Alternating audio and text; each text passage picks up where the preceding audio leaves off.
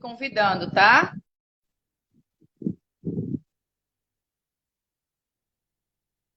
Oi, Oi, boa noite. tudo bem?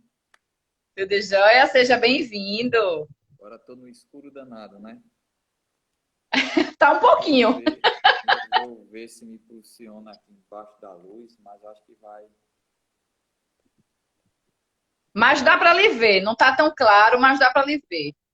Não sei não, porque eu não tenho. Aqui é tudo muito escuro. Pessoal das trevas, Tô ligada. Você tá bem? tranquilo. E você aí, e a cachorra? Tudo em paz também.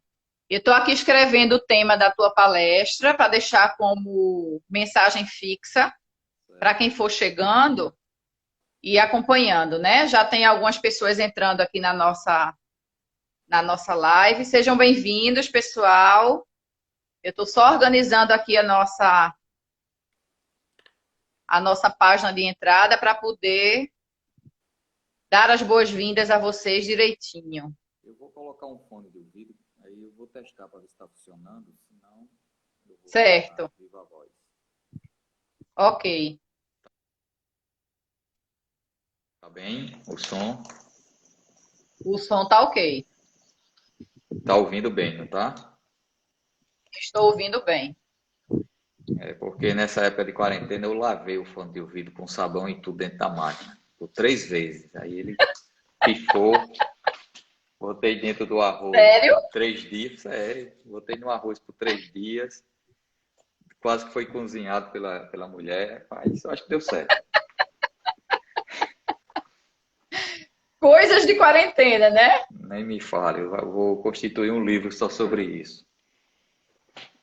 Olha, que você tá bom de escrever livro. É, foi um parto. Vai sair um outro sobre religião. Vai, que Vai, bom. Eu vou até abrir uma horinha para você fazer a divulgação do seu livro certo. sobre. Já escrevi alguma coisinha aqui só para poder lembrar a gente. Tá. E aí, gente, boa noite a todos. Já tem um bocado de gente entrando. Aí dá um Nós temos abraço aí hoje. ao Estevão, né? Ele já está aí, você está vendo, Grande né? Dá para parceiro, você ver, né?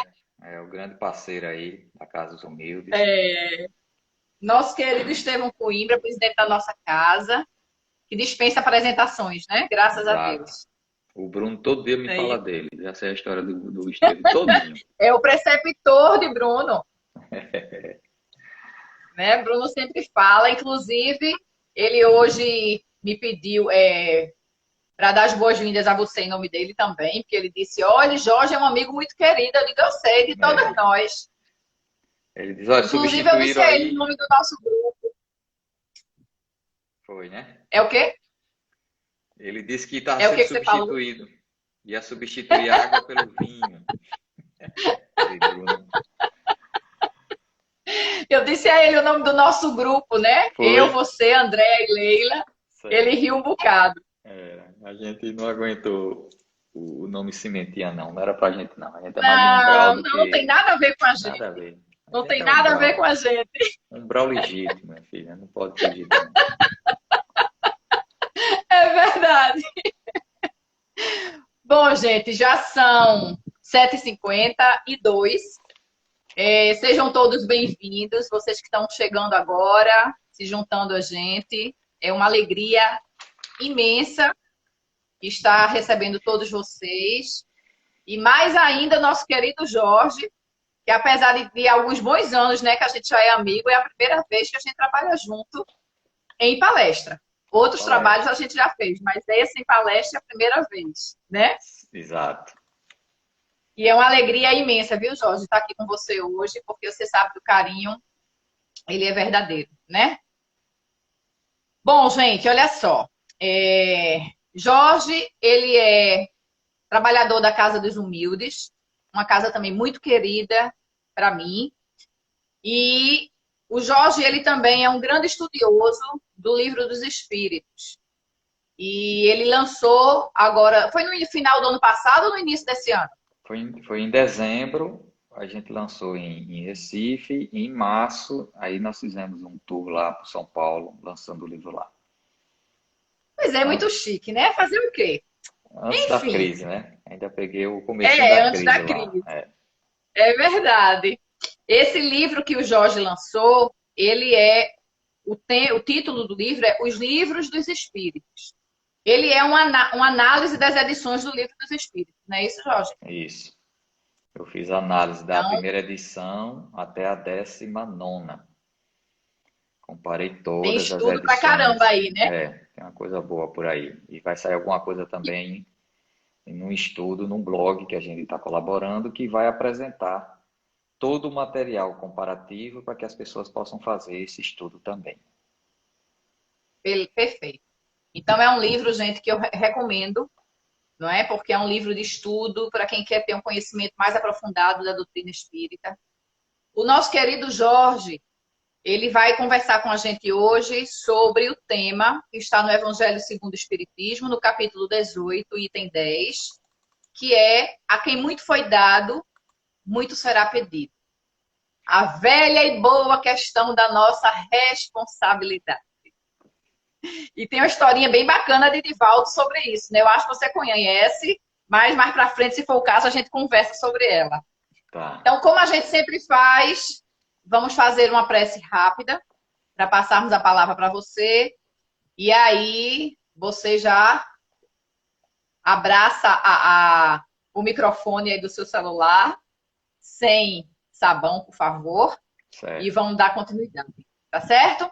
Ok. Então, vamos fechar os nossos olhos, vamos elevar os nossos pensamentos e vamos conversar com Jesus, dizendo assim: Jesus, mestre amigo, mais uma vez te agradecemos pela oportunidade de estarmos aqui juntos, reunidos em teu nome, a fim de conhecermos um pouco mais sobre as leis que dirigem as nossas vidas e assim podermos conduzir as nossas existências, disciplinando os nossos maus hábitos e buscando o nosso melhoramento sob a luz da doutrina espírita e tendo como base, Senhor, os teus ensinamentos, que são fonte de energia e de luz para todos nós. Te agradecemos pela tecnologia que nos favorece esse momento de agora, no instante em que temos que lidar com o distanciamento físico. Mas sabemos, Senhor, que estamos todos ligados através do nosso coração, através dos nossos pensamentos, das nossas vibrações e principalmente do amor que une todos nós. Te pedimos, Jesus, a assistência do alto para o trabalho da noite de hoje, que os espíritos amigos possam assistir e intuir o nosso amigo Jorge, porque eu tenho certeza que teremos uma noite maravilhosa. Em teu nome, Jesus, em nome de Deus, nosso Pai de infinito amor, de Silas, que é o orientador espiritual da nossa casa, e de todos os nossos irmãos da espiritualidade superior que nos assiste, pedimos a permissão para iniciarmos o trabalho da noite de hoje. Assim seja. Bom, meu amigo, agora é com você, com muita Tá ótimo. alegria. Eu estou passando a palavra para você.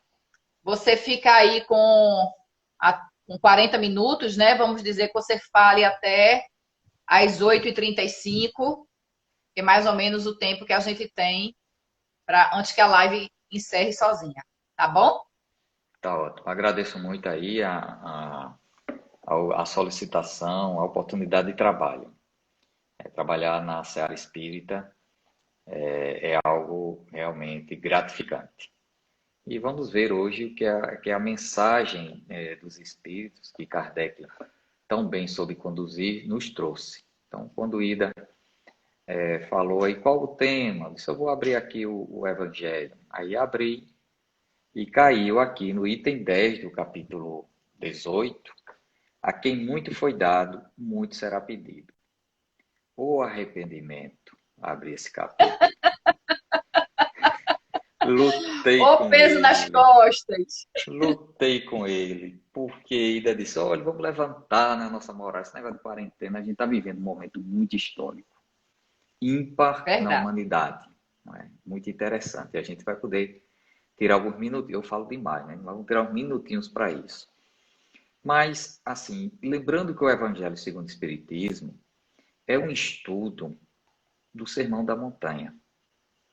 Ele aborda ali o capítulo 5, 6, 7 do Evangelho de Mateus, onde ele faz uma apresentação da sua filosofia de vida, para quem ele veio.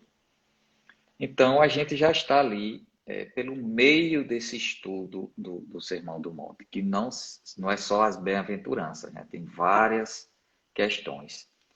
E o capítulo 18, que é bom assim a gente ter o tema dele, é muitos chamados e poucos os escolhidos. Ao final do item 10, a gente foi muito interessante, porque ele volta a este tema do capítulo 18.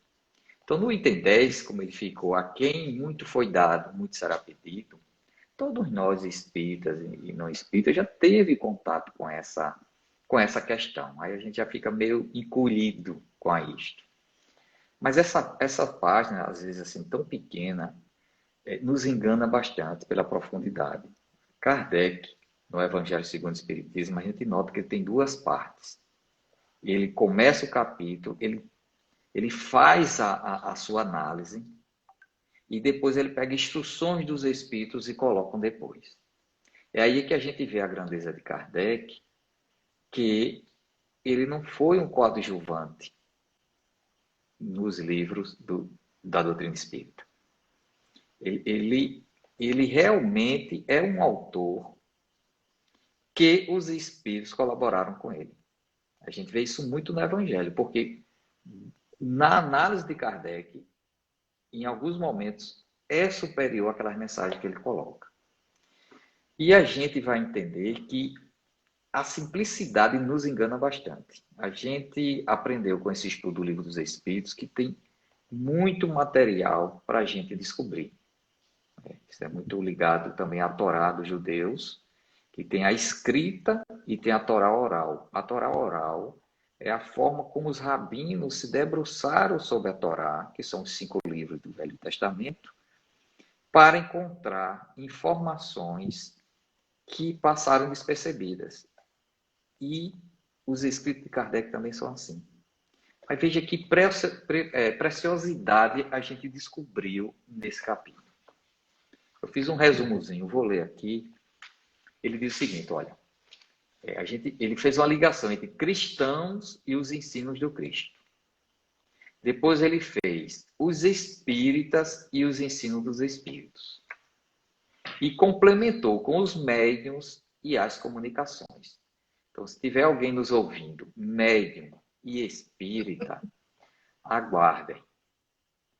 E aí, Kardec, ele já começa assim, isso é Kardec mesmo, uma frase dele que já começa dizendo para que veio. Ele disse, olha, quem quer que conheça os preceitos do Cristo é seguramente culpado, se não os praticar.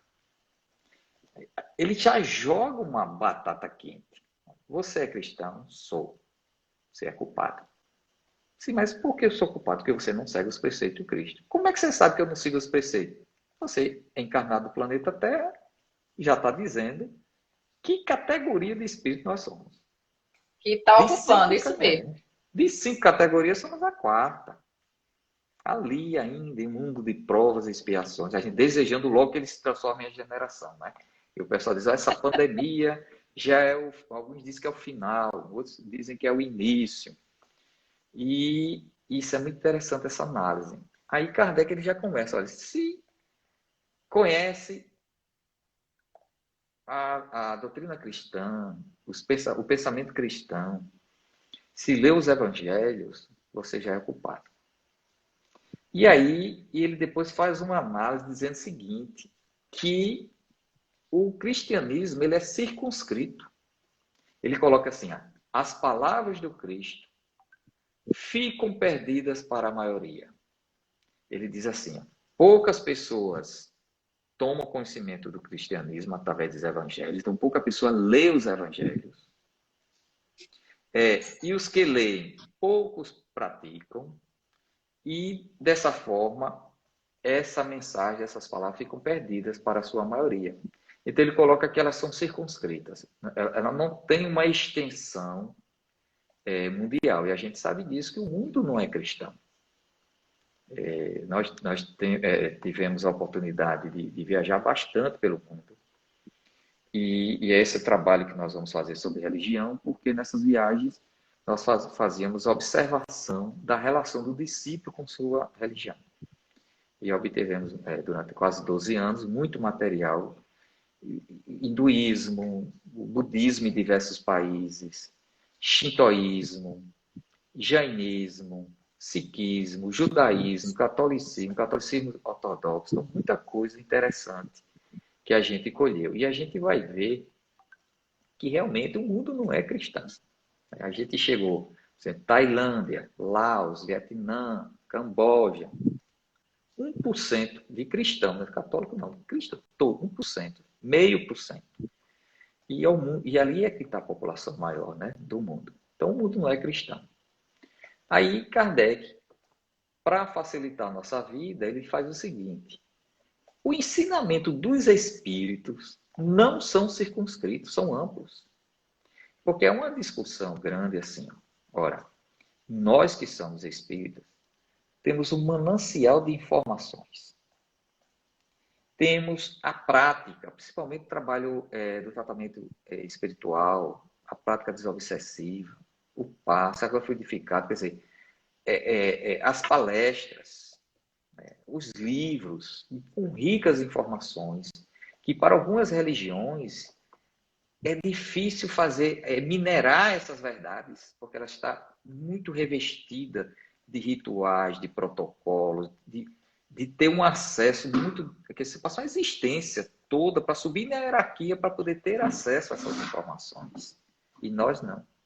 Basta puxar um livro da estante, ela está ali nua e crua para nós. E como fizemos essa interrogação, meu Deus, e esses locais aí por aí afora, como é que eles têm o benefício dessas verdades? Não é fácil. Então Kardec diz o seguinte, olha, quanto mais se tem facilidade de conhecer a verdade, tanto mais é culpado. Chegou de novo no processo de culpa. Já vem de lá de trás. Responsabilidade, né? Quem conhece os ensinos do Cristo já é culpado. Seguramente culpado. Quem tem facilidade de conhecer a verdade, mais culpado é. Aí eu comecei a não gostar. Dizer, esse negócio não vai terminar bem. E não terminou. Porque ele acresce mais um. Aos médios, aí ele faz uma análise de que os espíritos se comunicam em todos os lugares. Então, nós espíritas temos que ter o pé no chão de que os espíritos se comunicam em todo o mundo.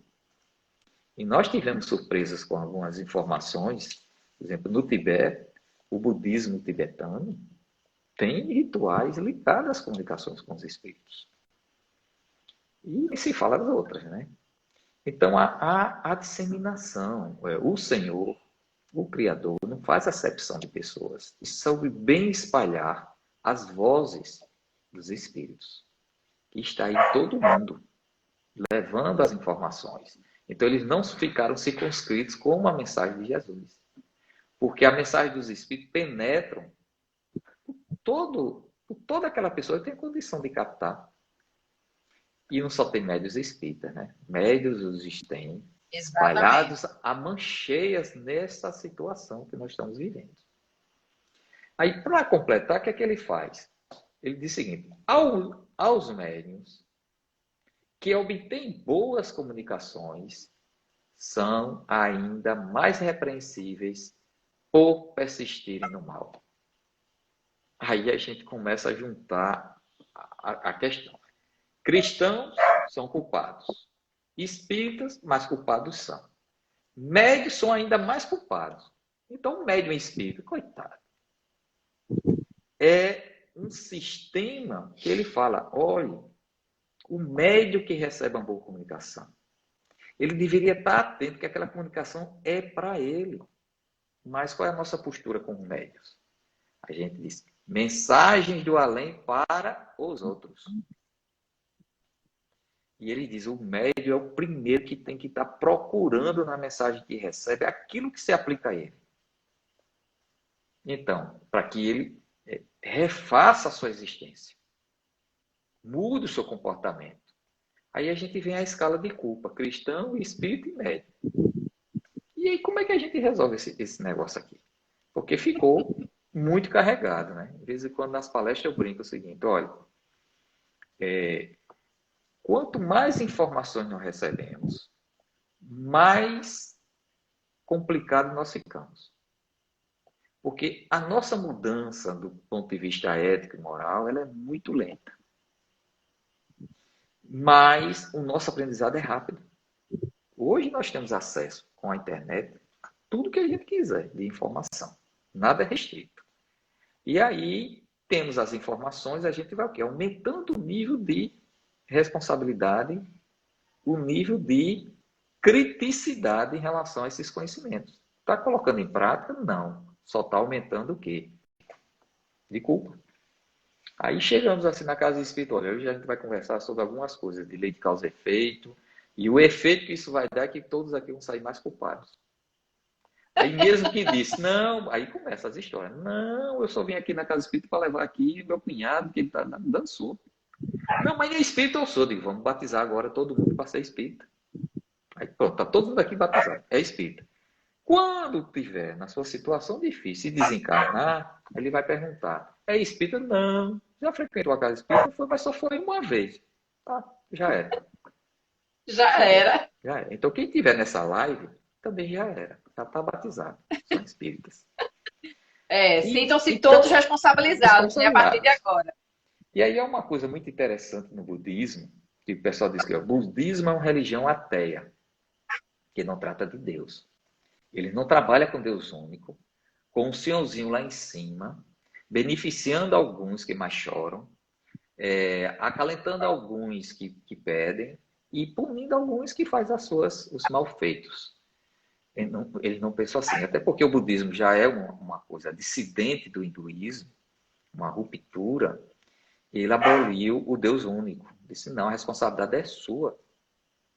E eu vou lhe dar o caminho para que você atinja essa libertação desses apegos, que se livre da roda da reencarnação. Embora ele tenha deuses, mas esses deuses é para auxiliar. Não tem um Deus único, criador, que fique com aquela visão judaica, cristã. E isso é interessante, ele nos libera dessa questão e coloca toda a responsabilidade nas pessoas da sua felicidade. E isso ele é interessante porque converge com a visão espírita. E aí a gente vai, bem, vamos ter que arrumar isso, né? Porque Kardec pegou pesado, né? Cristão, espírito e médios, todos muito culpados, cada um num nível crescente. Aos cristãos a culpa, porque não pratica, mas como é circunscrita o ensino sobre Jesus, aí vem os espíritos, que são largamente utilizados. Então, abre um acesso à verdade a muita gente, a todos. E aí, mais culpados são. E os médios que estão ouvindo comunicação diretamente para si, esses são mais culpados ainda. Então, a chave disso a gente vai buscar no princípio espírita chamado reencarnação. Então, contar a historinha de como somos nós quando desencarnamos, né? Qual é o medo do espírito. Ainda bem que você falou isso, viu? Porque já tinha gente dizendo que ia sair da live para não assumir mais responsabilidade. Não adianta. Ele só foi com a pior parte. Agora vamos para outra. Pois é. Tem que ouvir o resto para poder ficar mais leve. Mais leve. E aí vem assim, a historinha da nossa vida. Então, nós espíritas temos um medo de desencarnar pela crise de consciência que nós vamos ter. Porque não é medo de morrer o corpo físico. É porque o espírita não crê em Deus. O espírita não crê em espírito. não crê na reencarnação, não crê na mediunidade nem na evolução dos espíritos. Ele tem certeza. É isso mesmo. Crença é uma questão de fé. Nós não, nós temos na experiência do dia a dia a presença disso. Então, a gente sabe o quanto temos que melhorar, o quanto teríamos que agradecer ao Criador, e a gente é falho nessa visão. E então o espírito vai lá, desencarna.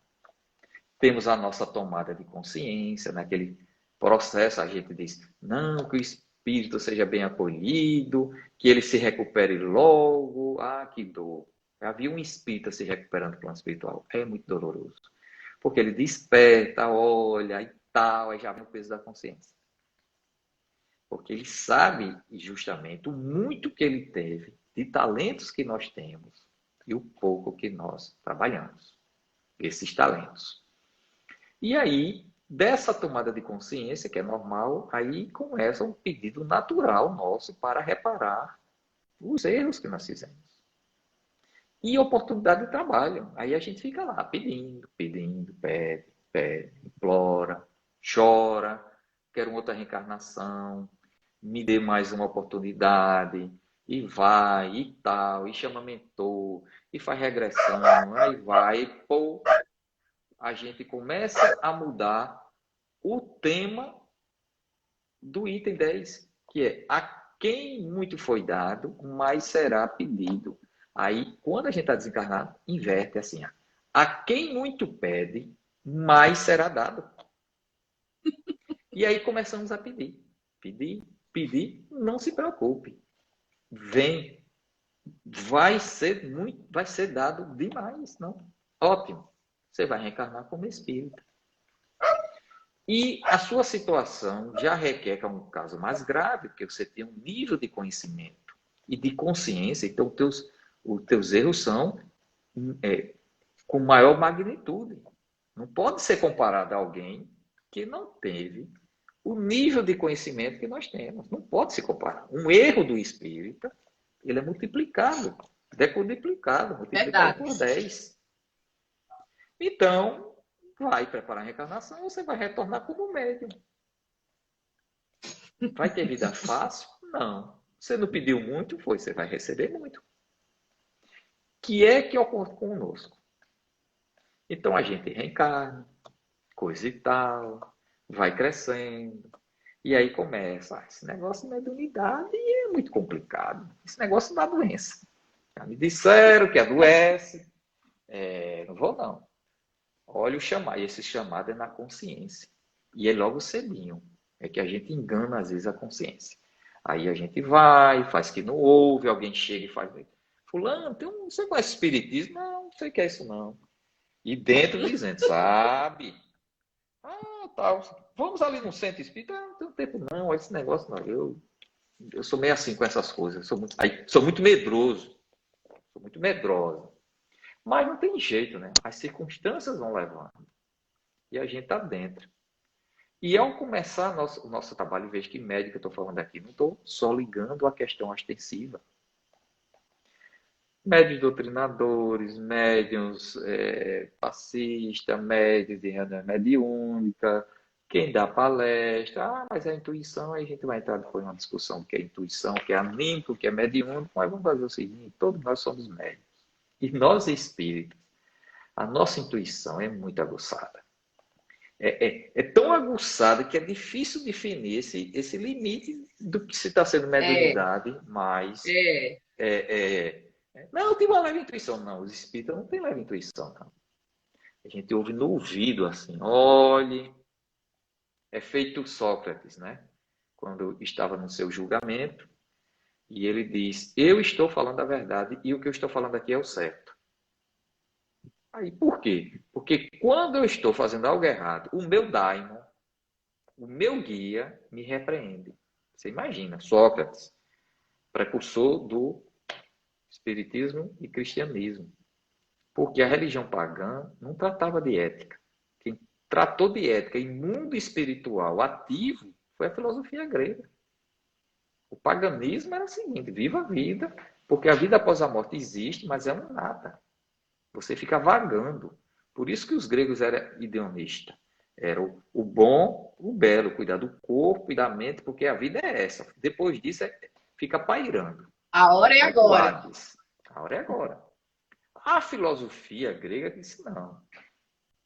No mundo espiritual, depois da morte, se você não for uma pessoa boa, você vai sofrer. Então você tem que ser uma pessoa boa, ética, para também depois da morte. E aí Sócrates disse, o meu daimon, o meu espírito protetor, ele me repreende quando eu erro. Ou seja, o mentor espiritual de Sócrates, quando ele acertava, nem encostava. Era a obrigação dele. Quando ele Lógico. errava, ele encostava. E nós espíritas ouvimos. Ó. Opa! Aí a gente enrola, né? Toma uma aguinha, olha para cima, assovia, mas aqui. Opa! O negócio está desarrumado. Nós espíritas temos a intuição muito aguçada. Principalmente no momento que a gente está vivenciando. As pessoas dizem, não sei, é uma agonia que está indo de mim nessa quarentena. É a mediunidade. Essa geração nossa no mundo nunca foi tão bem preparada para o momento atual. Verdade. Muitos dos antigos não têm as percepções que nós temos. Não têm as ferramentas que nós temos de comunicação, de acesso à informação. Então, a nossa sensibilidade está à flor da pele, tanto para um lado como para o outro. Por isso que às vezes a gente explode, não sabe por quê. Às vezes a gente, de repente, se emociona demais por uma coisa muito tola. É isso. Nós encarnamos muito sensíveis. Então, como nós pedimos para passar por essa experiência rica, muito rica, raros espíritos que falaram desse momento que a gente está vivendo. Porque nós, espíritos, ficamos pensando na regeneração, que vai acontecer alguma coisa diferente no mundo, uma catástrofe, e esquece que a Gênesis disse que não é catástrofe, que o mundo vai ser regenerado. É pela encarnação de bons espíritos. São novas Que já está gerações. acontecendo, né? Que é exato, são as novas gerações encarnando, que vai.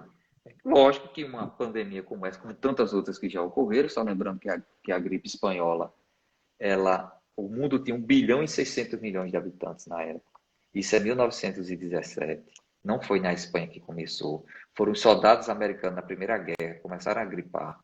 E aí foi a imprensa espanhola que começou a falar que estava havendo um surto de alguma coisa. Ela atingiu de 1,6 bilhão de habitantes, 500 milhões foram cometidos. Quase um terço da humanidade. 50 milhões morreram. Era o fim do mundo.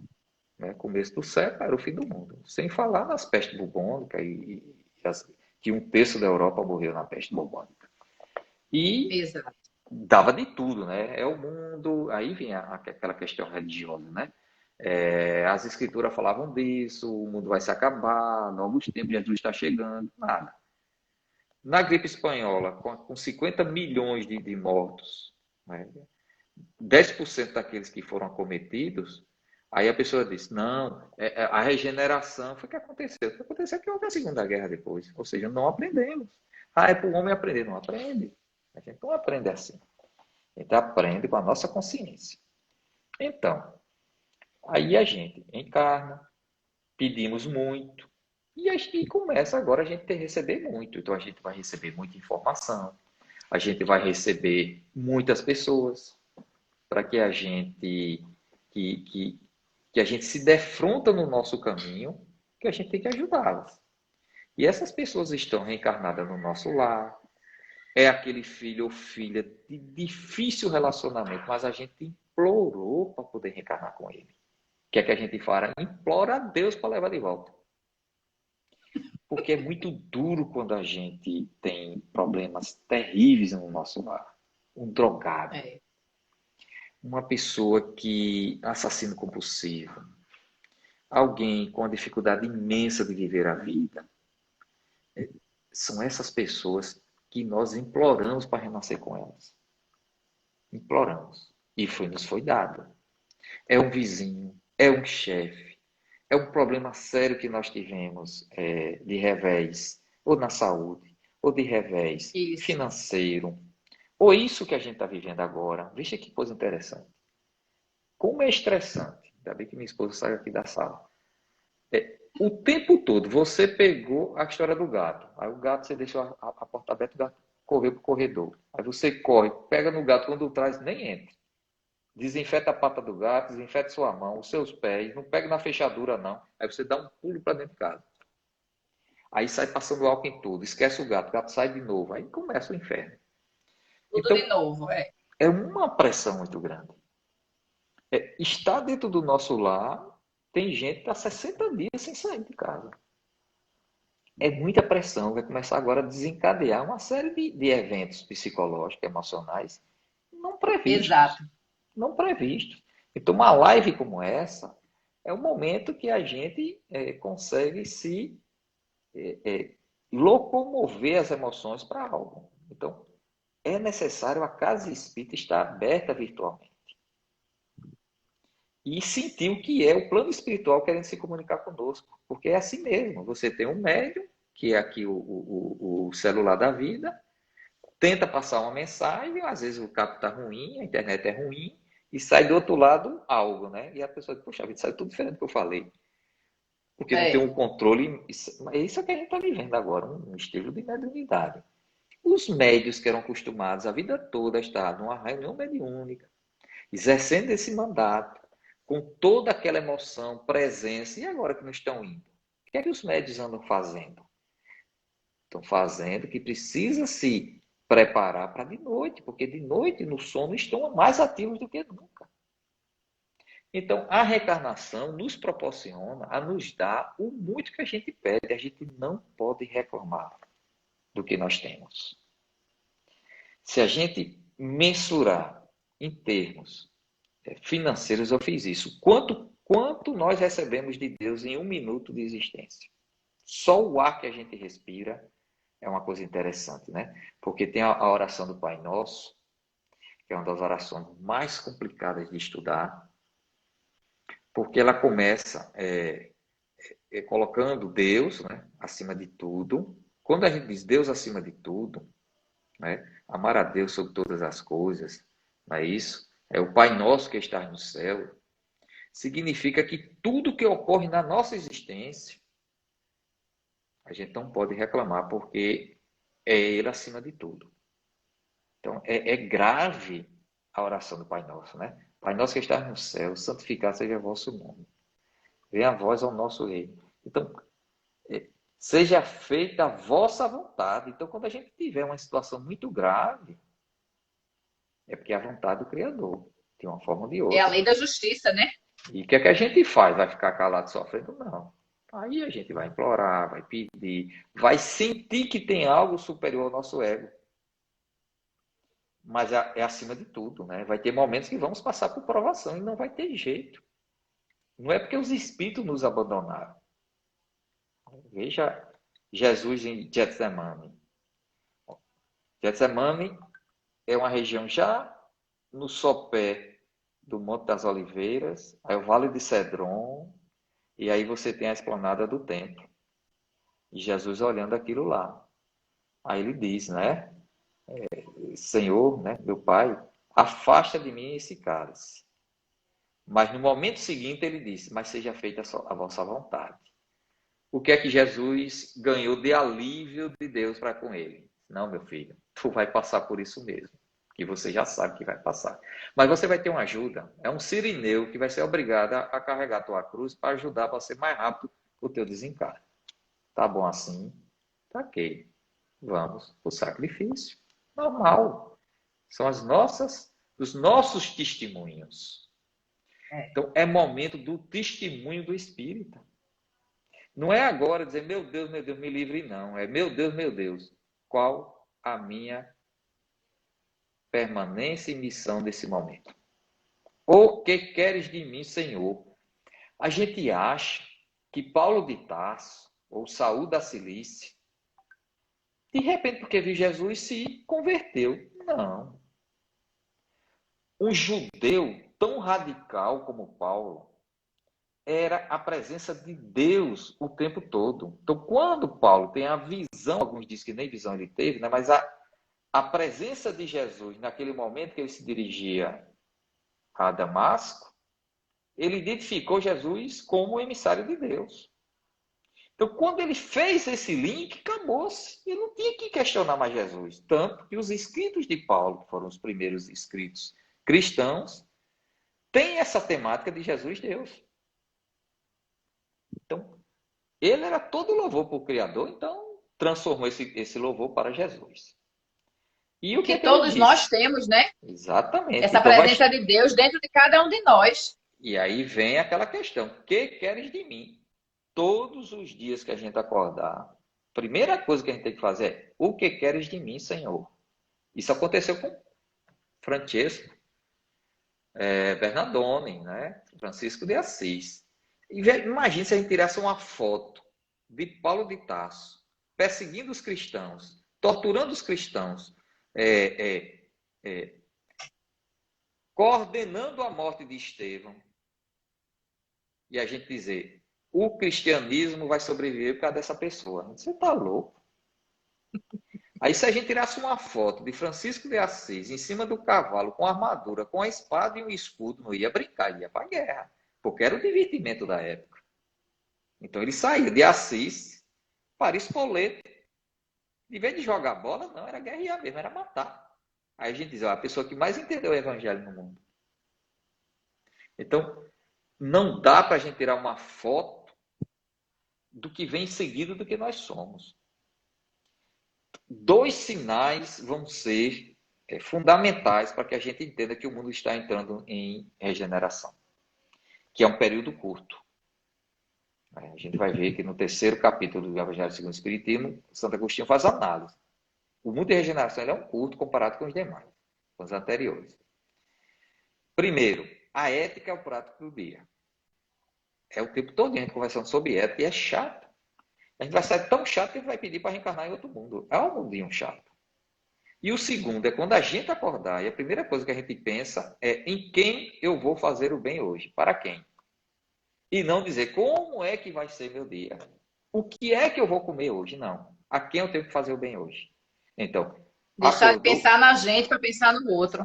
Esse é quando a gente vai sentir que está no mundo de regeneração. E isso é automático. Então, nós espíritas, qual é a nossa missão? Que queres de mim, Senhor? Com os talentos que nós temos, as informações que nós temos, o que é que a gente pode contribuir para o mundo atual? Nós estamos alimentando a neurose dos outros? Meu Deus, é o fim do mundo. Meu Deus, a gente vai desencarnar. Meu Deus, toma aquele remédio. Meu Deus, agora é quarentena. Agora é lockdown. A gente está alimentando isso ou dando esperança às pessoas? Aproveite o momento com a família para se reajustar. Olha que grande momento que a gente está tendo de reajuste. Muita conversa é DR, ou seja, por tudo que é lá. Não dá nem para fugir da mulher, porque a mulher aqui o tempo todo. Trabalhos domésticos a gente nunca fez. Eu tenho até o manual de quem nunca cozinhou. Olha, óleo quente queima, acredite. Faca corte, acredite. Estou com os dedos tudo cortados aqui. Acredite, ela corta mesmo, certo? E aí vem aquelas coisas básicas, né? Todo dia tem coisa para lavar. E é coisa, realmente, é tudo assim.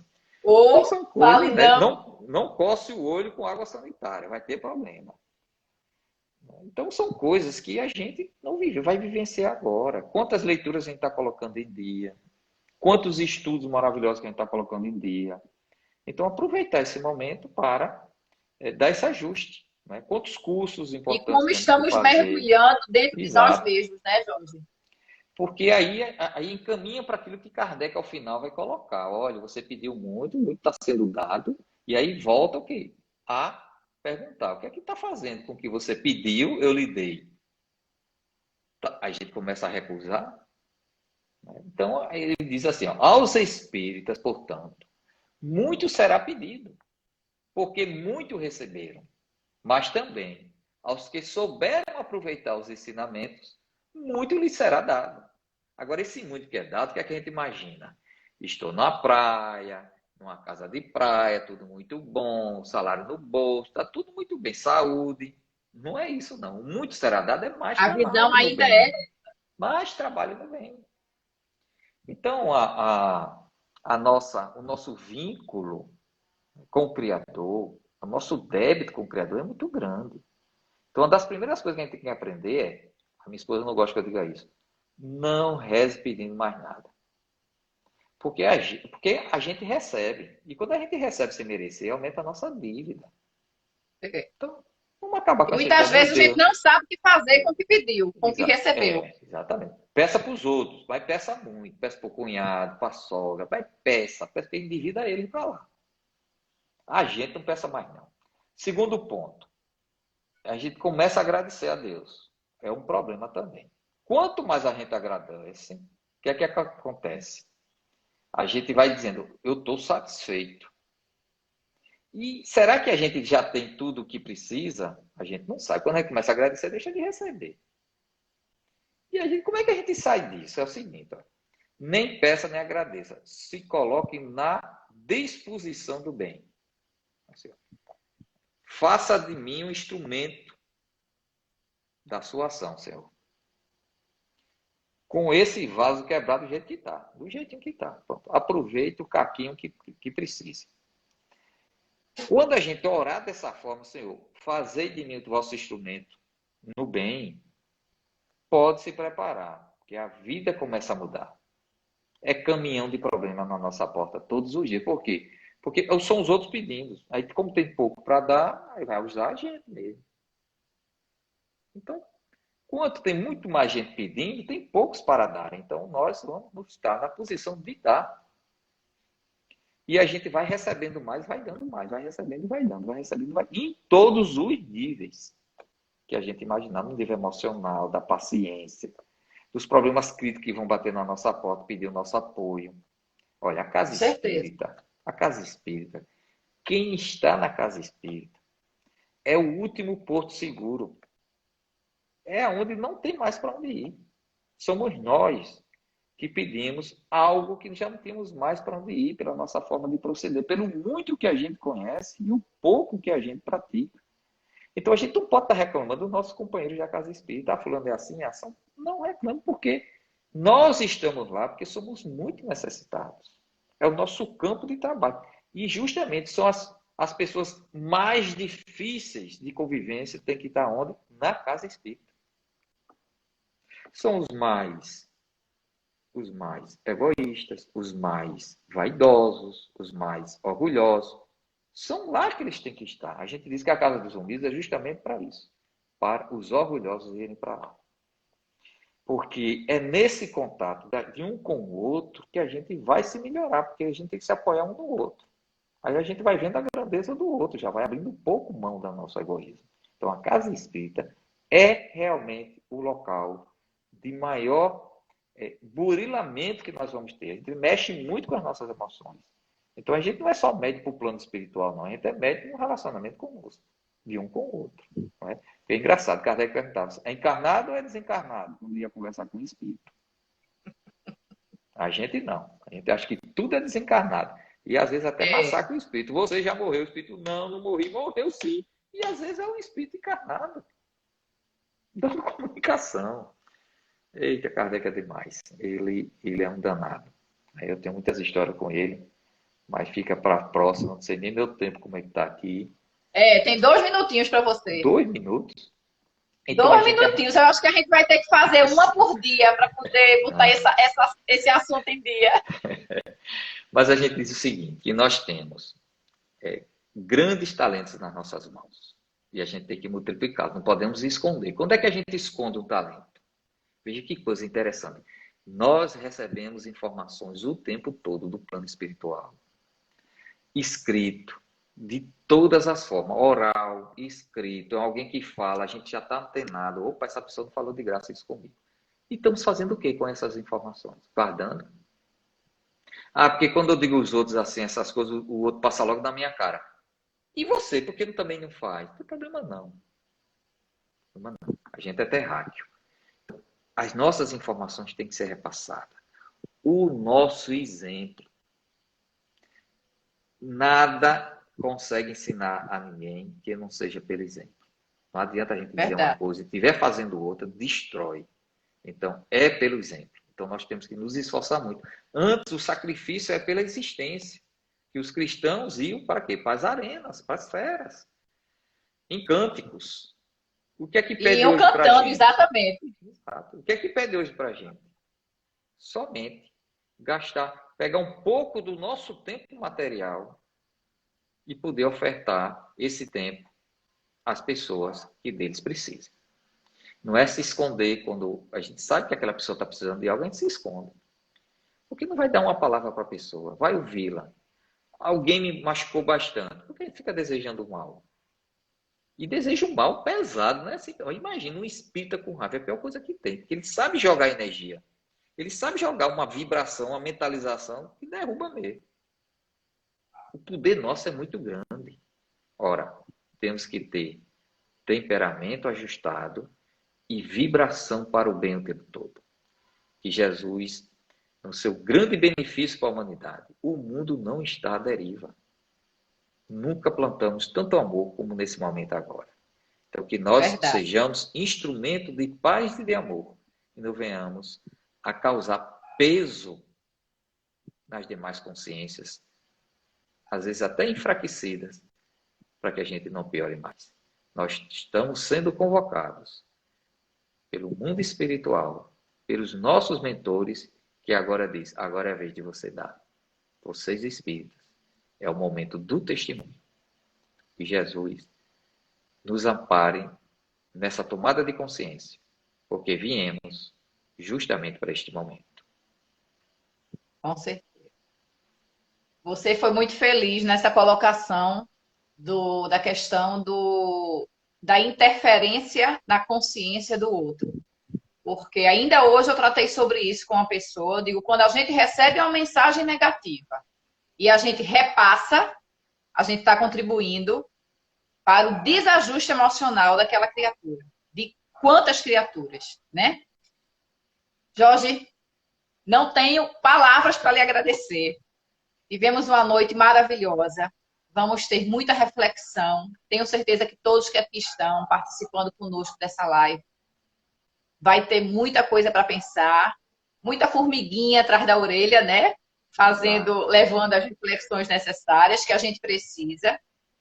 E em nome de todos que fazem a Associação Espírita Lar de Silas, agradecemos por você, pela sua disponibilidade. E vamos marcar, depois que tudo voltar, né? Tivemos a oportunidade de voltar para nossas casas e você fazer uma visita a nós lá presencialmente, levando o seu livro para poder ver quem é que tem interesse lá, porque vai deixar a gente muito feliz, viu? Eu que Receba agradeço. um beijo, um abraço de todos nós. Obrigado. Gente, obrigado semana que vem nós teremos na quarta-feira uma nova live, né? E na próxima quarta-feira vocês vão ter que me aguentar. Estevão fará a direção do trabalho e a palestra será comigo. E eu vou abordar o tema oração e autoeducação moral. E está bem de acordo com algumas coisas que você colocou. Inclusive, eu anotei uma frase sua que você diz: aprender com a nossa consciência.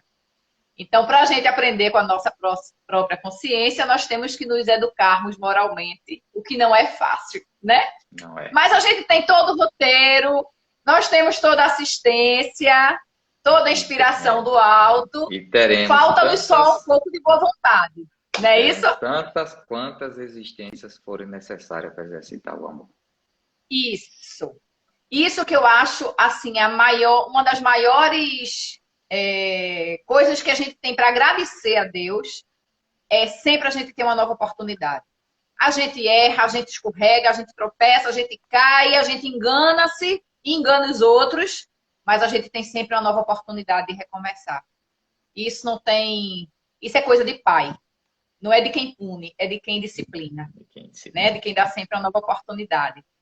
Jorge, vou pedir a você que você possa fazer a nossa prece final para a gente finalizar o nosso trabalho da noite de hoje.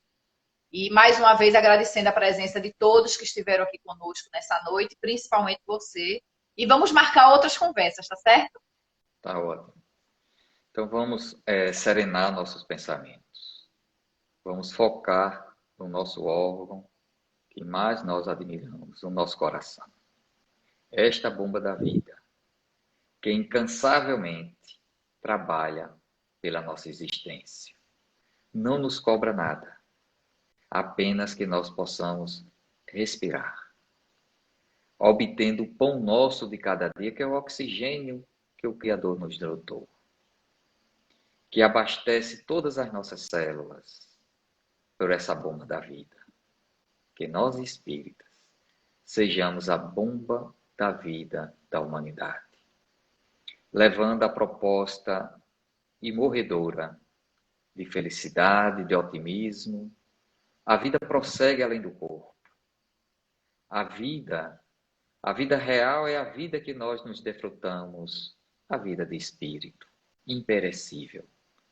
E que os nossos dores e que as nossas lágrimas sejam para semear o bem e dar o testemunho daqueles que ainda no seu extremo estorpor da vida, o Cristo ainda pode dizer: perdoa-os, eles não sabem ainda o que fazem. Mas hoje já sabemos o que temos que fazer. Que Jesus nos ampare nessa caminhada. Em nome de Deus, de Jesus, o nosso mestre amigo, de Silas, o orientador espiritual da nossa casa, e de todos os amigos da espiritualidade superior, gratos, finalizamos o trabalho da noite de hoje com muita alegria no nosso coração. Assim seja. Jorge, tchau. beijo no seu coração. Dá um beijo em Raquel, cuide bem dela, viu, por favor, nesses dias. Ajude ela na cozinha. Estou passando o pano direitinho na casa, agora eu já estou craque. Muito bem, muito bem. Beijo no neto, nos filhos. Tá. E um beijo em cada coração que esteve com a gente hoje aqui. Certos de que domingo nós temos a live de mensagem do livro de Emmanuel, companheiro. E na próxima quarta, nos encontramos novamente aqui para outro bate-papo. Beijo, gente. Bom trabalho a todos. Tchau. Tchau, Jorge. Beijo no coração. Beijão. Tchau.